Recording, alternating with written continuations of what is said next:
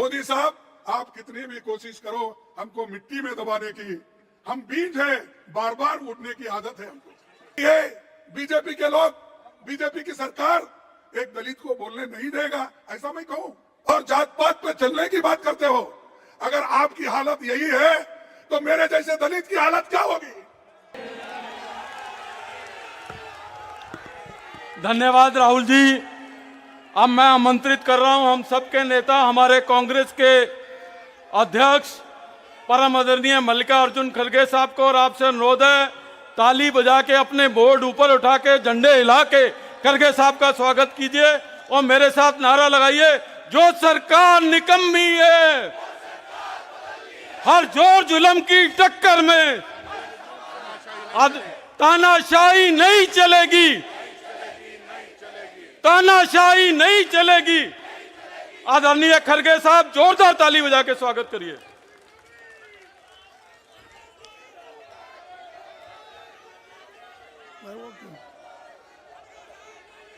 मंच पर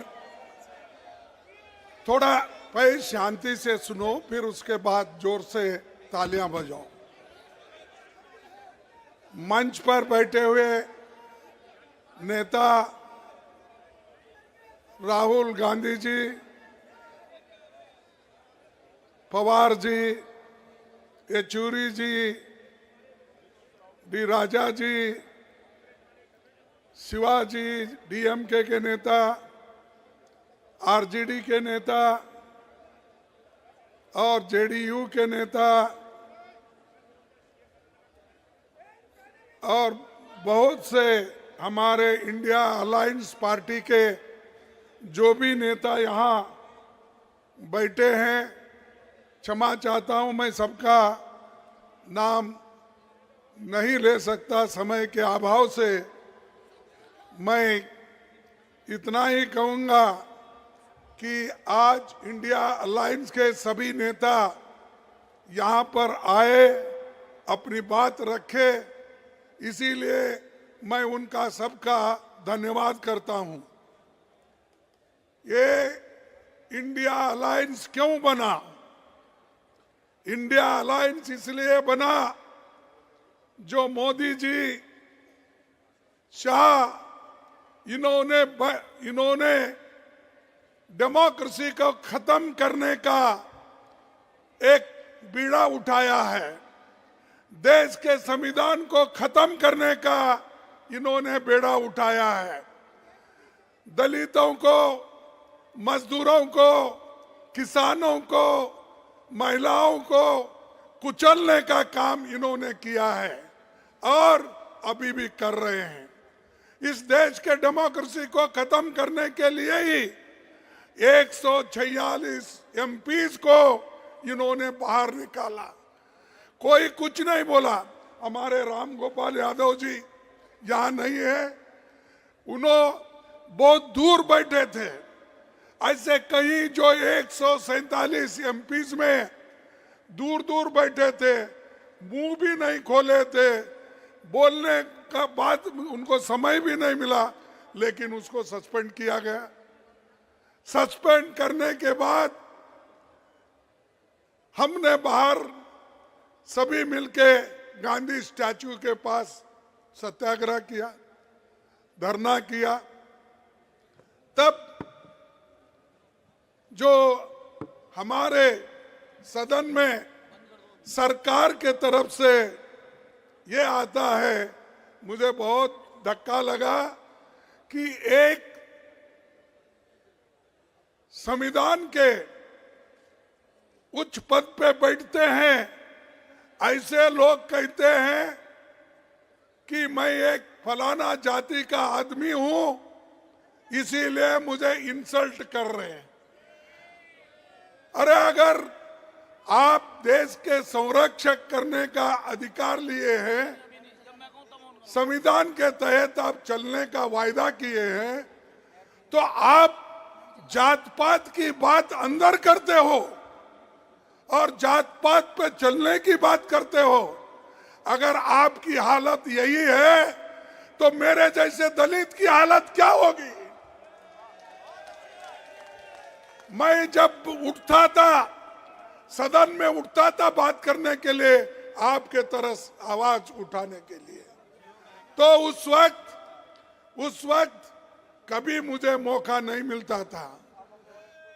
जब कभी भी देश में जब महिलाओं के ऊपर रेप होती है, जब कभी दलितों के ऊपर, दलितों को कुचला जाता है, किसानों को मारा जाता है, मजदूरों को मारा जाता है और संविधान के धज्जे उड़ाए जाते हैं, उस वक्त हम खड़ा होके जब नोटिस देते हैं, नोटिस पढ़ने को भी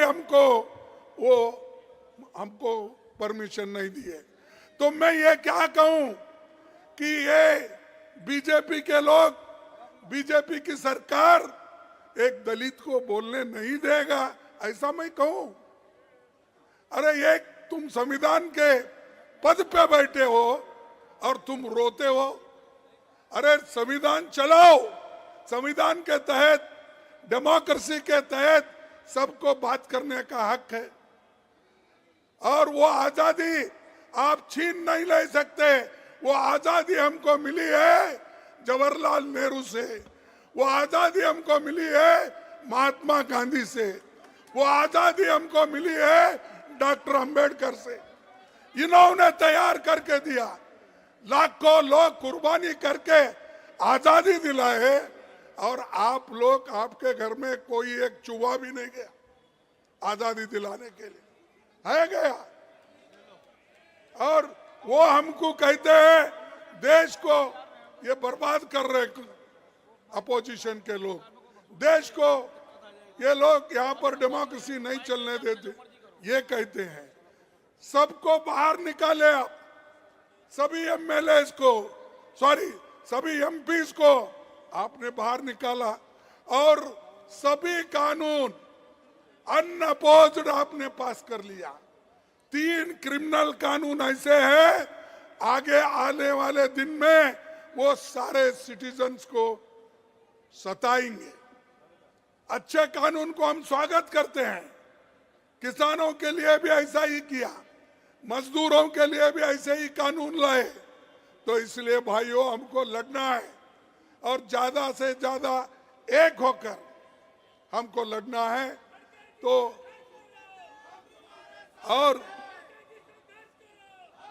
और आज मोदी जी हर एक को दबा रहे, हमारे कार्यकर्ताओं को जहां कहीं इलेक्शन आता है उनको ईडी का डर, सीबीआई का डर, इनकम टैक्स का डर। अरे कितने डराते हो? अरे ये अपोजिशन पार्टी कांग्रेस ये डरने वाली नहीं है, झुकने वाली नहीं है। अगर आप कितनी भी कोशिश करो, आप मोदी साहब, आप कितनी भी कोशिश करो हमको मिट्टी में दबाने की, हम बीज हैं, बार बार उठने की आदत है हमको। हम तो तुम दबाने की कोशिश करते हो तो हम उठते हैं और देश को बचाने के लिए, संविधान को बचाने के लिए, लोकतंत्र को बचाने के लिए हम सब एक होकर लड़ रहे हैं। मुझे खुशी है कि सारे अपोजिशन के नेता एक हो गए हैं। अब जब सब लोग एक होते हैं तब अकेला मोदी कुछ नहीं कर सकता। और